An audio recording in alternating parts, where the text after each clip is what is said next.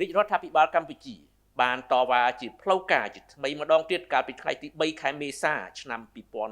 2026ចំពោះសកម្មភាពខុសច្បាប់របស់ថៃកាន់កាប់នៅតំបន់ភូមិជោគជ័យខេត្តបន្ទាយមានជ័យ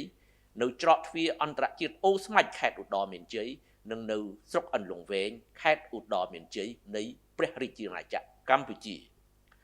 តាមរបាយការណ៍នៅចន្លោះថ្ងៃទី31ខែមិនិនាដល់ថ្ងៃទី2ខែមេសាឆ្នាំ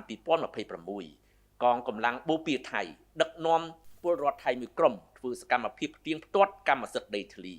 តាមបណ្ដោយព្រំដែនចន្លោះបង្គោលព្រំដែនលេខ45និង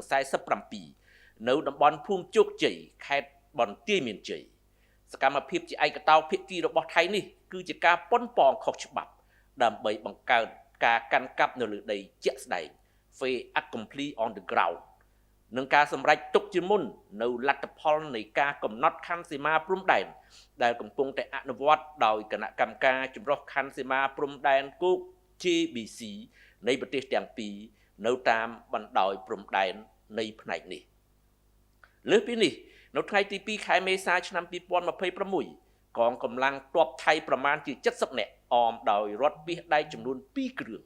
ត្រូវបានដាក់ពង្រាយនៅច្រកទ្វារអន្តរជាតិអូស្មាច់ក្រុងសំរោងខេត្តឧត្តរមានជ័យនៃប្រទេសកម្ពុជាដោយពួកគេបានបន្តដាក់ពង្រាយបន្លាលួសបន្ថែមនៅថ្ងៃនោះដែរកងកម្លាំងប្រដាប់អាវុធថៃបានដាក់ពង្រាយគ្រឿងចាក់ធុនធ្ងន់ធ្វើសកម្មភាពឈូសឆាយដីនៅជិតបង្គោលព្រំដែនលេខ2បច្ចុប្បន្នក្នុងស្រុកអន្លង់វែងខេត្តឧត្តរមានជ័យសកម្មភាពទាំងនេះមិនអាចចាត់ទុកថាជាសកម្មភាពការពារខ្លួនហើយក៏មិនអាចចាត់ទុកជាការអនុវត្តតាមសេចក្តីប្រកាសរួមនៃកិច្ចប្រជុំពិសេសលើកទី3របស់គណៈកម្មាធិការព្រំដែនទូទៅ GBC ចុះថ្ងៃទី27ខែធ្នូឆ្នាំ2025បាននោះឡើយសកម្មភាពទាំងអស់នេះគឺផ្ទុយស្រឡះទៅនឹងវិធានការបន្ថយភាពតានតឹងដែលបានចែងនៅក្នុងសេចក្តីប្រកាសរួមថ្ងៃ27ធ្នូឆ្នាំ2025ព្រមទាំងកាតព្វកិច្ចនិងការបដិញ្ញាចិត្តរបស់ថៃក្រោមកិច្ចព្រមព្រៀងនានាដែលមានស្រាប់រវាងប្រទេសទាំងពីររាជរដ្ឋាភិបាលកម្ពុជាមិនទទួលស្គាល់ឬទទួលយកនៅខ្សែបន្ទាត់ព្រំដែនឬការទាមទារដែនដីណាមួយដែលថៃបានប្រកាសដោយឯកតោភាគីនោះឡើយ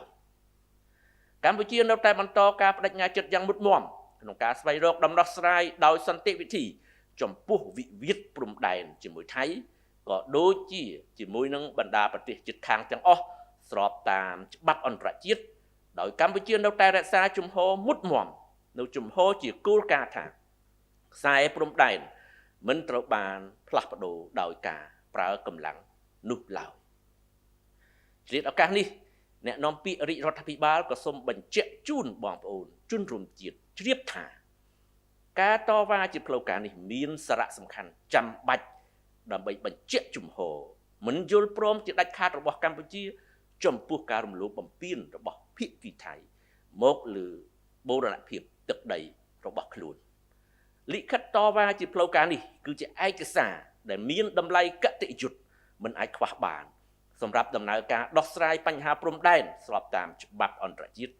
ក៏ដូចជាការរក្សាអញ្ញាយុកាលនៃវិវាទឲ្យស្ថិតនៅជាធរមាន